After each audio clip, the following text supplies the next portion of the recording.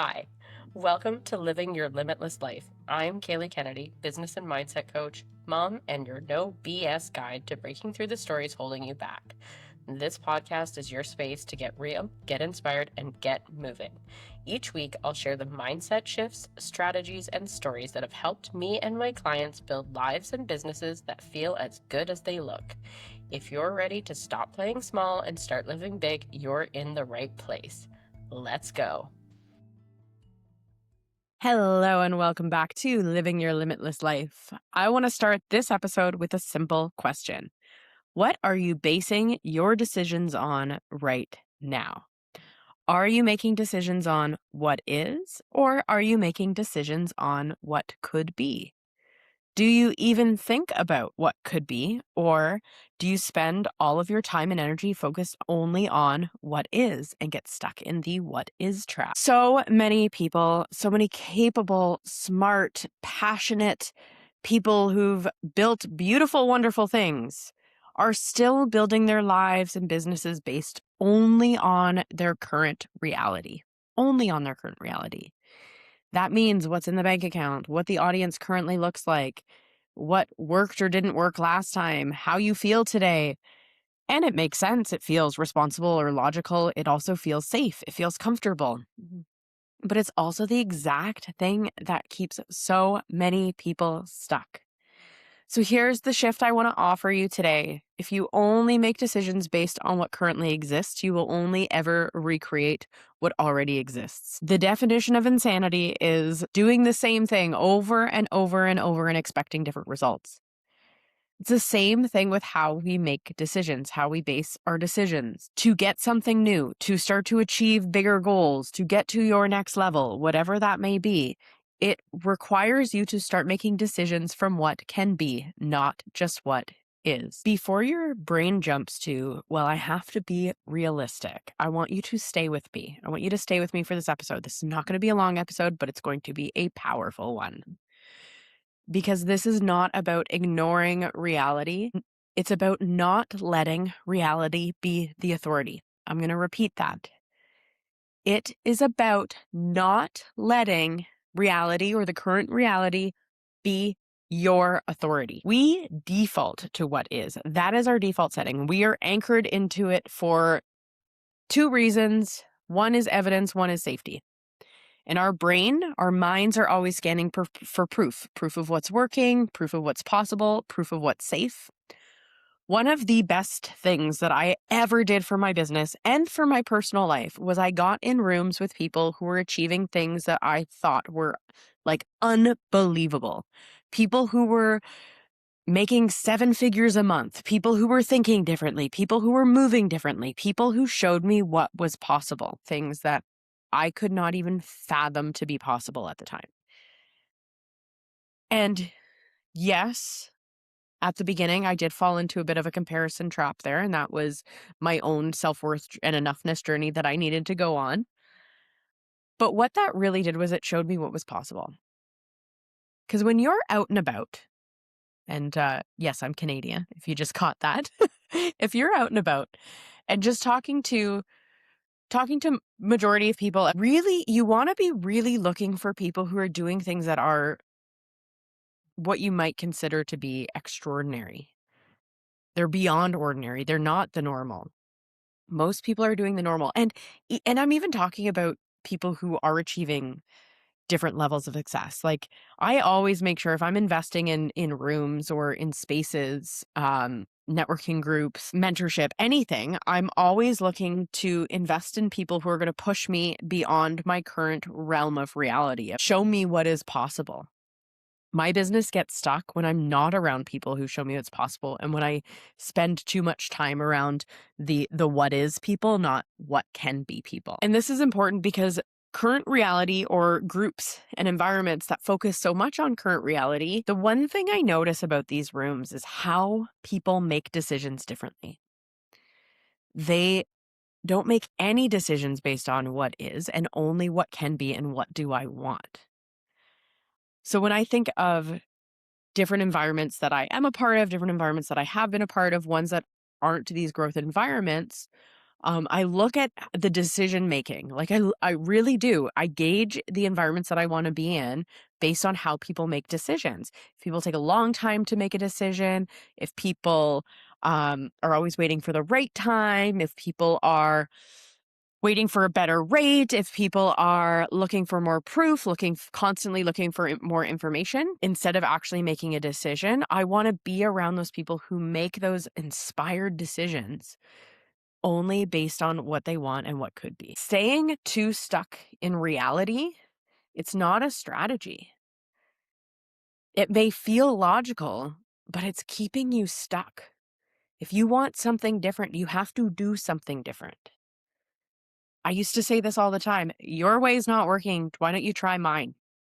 And my way is not strategy based. It's mindset based. It's nervous system based.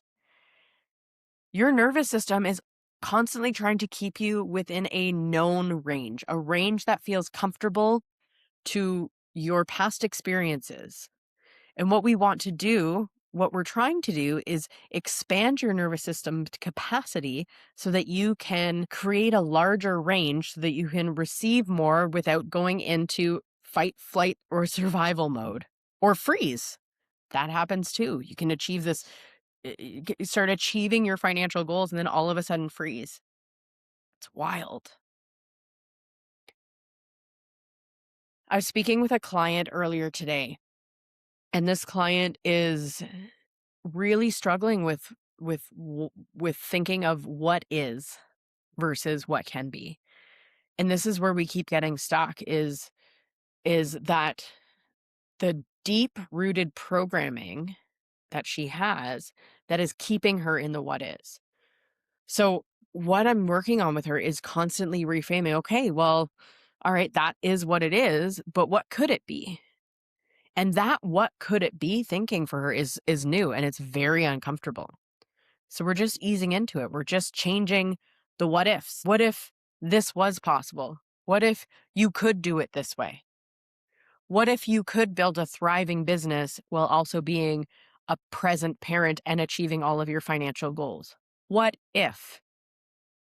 But most of our what ifs look like our what is. What if I fail? What if I piss someone off?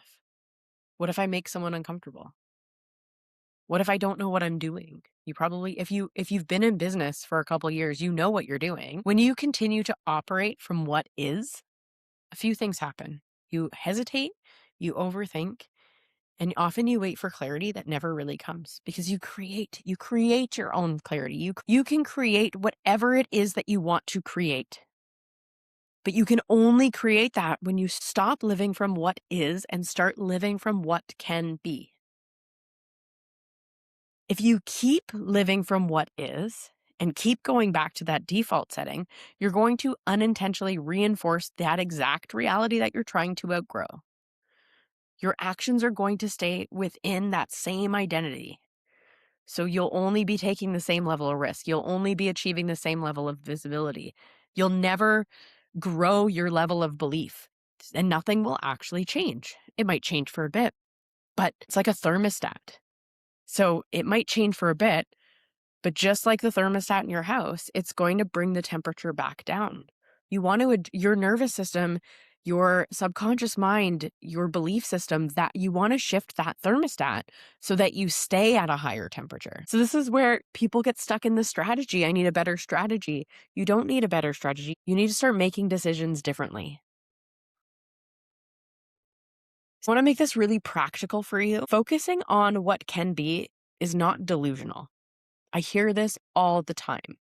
Well, if I am only focused on like my goals and my vision and I'm kind of living in la la land, I'm delusional. And you want to be delusional to a level because that delusion, what lives in that delusion is an energy. But I'm talking about maybe delusion with humility. So it's not pretending that everything is working when it's not. It's choosing your actions based on the version of you that you're becoming and the life that you're building and the capacity that you're growing into. And you do this over and over and over in a way that feels good for you. So it's going to look different for everyone, in a way that supports your nervous system so you can expand that capacity. and you start to become this new person. Now, I've seen people be able to adopt this new identity very, very quickly and do it in a safe, sustainable way. But for most of the people that I've worked with, it does take time. And this is why I talk a lot about self-compassion and grace, because these are the things that we need to gift to ourselves as we're working through these shifts and becoming the new version of ourselves, which is really just the true version of ourselves before we started believing all our own BS and society's BS of what is possible.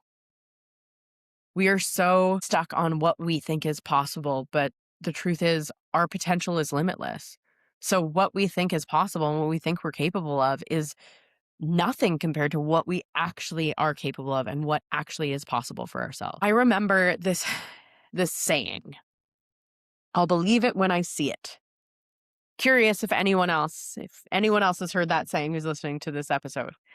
I'll believe it when I see it. Well, I believed that. I believed that. And most people believe that. But the truth is, it's actually, you have to flip it. You have to believe it first, then you'll see it. But we are so programmed to see it first. The truth is, you believe it and then you create the evidence, not the other way around. This is why it's very uncomfortable to think from the what can be opposed to the what is. Society is telling us to see it before we believe it. This is identity work. This is manifestation. And I'm hesitant to use the word manifestation too much because I think manifestation is very, very misunderstood. It can also be a bit of a buzzword. I find actually a lot of my clients who I've been working with lately are, I call them the non-believers. I actually had this realization the other day that I'm the coach for you if you're new to woo. Like if mindset and manifestation are words that are very, very foreign to you, or you're skeptical about all the things I'm talking about in this episode. I have worked with a lot of clients and I've made them believers because I want to take all of this woo, we'll call it woo, this manifestation talk, law of attraction, thinking about what can be, and I want to make it logical and grounded for you. That doesn't mean that you can't achieve quantum leaps. That doesn't mean that you can't multiply your results overnight. But doing it in a practical way where you're expanding your nervous system in a way to really feel safe, to really feel comfortable stepping out of your comfort zone. Like one of my first mantras was, I am comfortable being uncomfortable, because everything I was doing in my business to grow my business made me uncomfortable. So I just got really comfortable and felt safe doing the things that made me feel uncomfortable. And my comfort zone grew because I was getting more comfortable doing things that would once make me uncomfortable. Like visibility. I don't have any issues with visibility, public speaking, showing my face. Like if you follow me on Instagram, all you see is me. And I know a lot of people struggle with that visibility. But at first, those weren't areas that were comfortable for me. But I forced myself to do it in a way that felt good and comfortable for me and aligned with who I was becoming and what I wanted to achieve and my goals. And I started to trust myself. So I stopped caring what people might think of me. Like I don't even know what people think of me, nor do I really care when it comes down to it. Like if people judge me for the work that I do, that just means they don't understand it. Because I once judged people who did the work that I do because I didn't understand it, and that's okay. I hope that they see something once in my content that helps them understand and changes their life, because that's what happened to me. So I want to I want to bring this, I'm going to bring this back in now, because I want to talk about where self-sabotage comes in all of this and why this connects to everything that you're talking about and how you make decisions. Self-sabotage keeps you anchored in what is, because what is familiar. It's comfortable. Even if what is frustrating, if it's limiting, if you know you've outgrown it, your subconscious would rather keep you in a familiar discomfort than move you into an unfamiliar expansion. So it's allowing your subconscious mind to start shifting those beliefs, and also your nervous system to expand that capacity for you to step into that next level of yourself. Every time you start leaning into what can be, you're going to feel resistance and you'll want to delay, you'll want to shrink, you'll want to gather more information, you'll want to wait until you feel ready. If I waited till I felt ready, I wouldn't be talking to you on this podcast today. I launched my business during COVID with a newborn at home, and soon after I got pregnant with my second. That didn't make any logical sense. I continued to build my business in a way that supported my family while my son was going through 2 years of cancer treatment. And I achieved things in those 2 years that I never thought was possible. And that showed me what is possible and what is possible when you expand your capacity, because I did not sacrifice my family. I became more present. I actually spent more time with my family. I learned how to be more effective and efficient in my work. Not feeling ready is not a stop sign. It's just a sign that you are stepping out of your current identity. That's okay. So I don't want to leave this conversation conceptual. I want to give you tools or things that you can use, again, to bring this into your life so that you can start to see results, that you can start to understand how you make decisions and how that is impacting your life and your business. So first, I want you to build awareness so that you can catch your default lens. So I want you to be able to notice, not judge, just notice when you're making decisions based on fear, past evidence, or current limitations. And I want you to start asking better questions when you catch yourself. Instead of asking yourself what makes the most sense right now, what if you asked yourself, what would I do if I trusted what I'm building? What would I do if I trusted myself? What would I do if I had unshakable belief that I would achieve my goals? Then I want you to move before you feel ready. Because just like you don't see it to believe it, readiness doesn't come first. Action comes first. Capacity comes from movement. You are not going to gain your capacity without actually taking that action. You can overthink a decision all day, every day. I ask people to do this all the time, is how much money do you think overthinking is costing you? Because when you're in that state, I call it the state of indecision. It's, you have a decision to make. You haven't yet made that decision. You have to make the decision. You haven't taken the action. So in between decision conception and decision action is a state of indecision. And what happens in that state of indecision is we use a ton of energy and a ton of our internal resources on that decision that we actually haven't moved on. The state of indecision is costing you a ton of money. Really take inventory of how much time am I spending thinking about this decision that I haven't even acted on?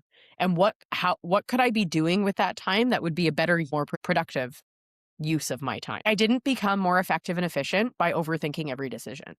I became more effective and efficient in my business, which I believe is working smarter, not harder, by making quicker decisions. Decisions based on what I wanted and trusting myself.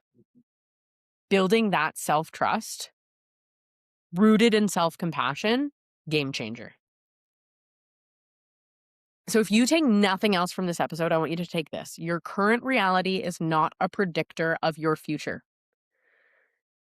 But it is if you keep using it to make all of your decisions. You don't expand by managing what is, you expand by leading yourself into what can be and who you can be. It's going to feel uncomfortable, and that is the point. That's growth. Borrow my mantra. I am comfortable being uncomfortable. Start allowing your comfort zone, your familiarity zone to expand. Your nervous system will expand. Your capacity will expand. Today, I want you to ask yourself, where am I letting my current reality decide for me? And what would you change if you didn't? Make one decision from that place today. Just one. I'll see you next episode. Thanks for tuning in. Thanks for tuning in to Living Your Limitless Life. If you loved this episode, please subscribe, leave a review, and share it with a friend. It would mean the world to me. Plus, it helps more people find my show, and we can create a bigger impact together. Until next time, keep dreaming big, taking bold action, and remember, nothing changes if nothing changes. See you next time.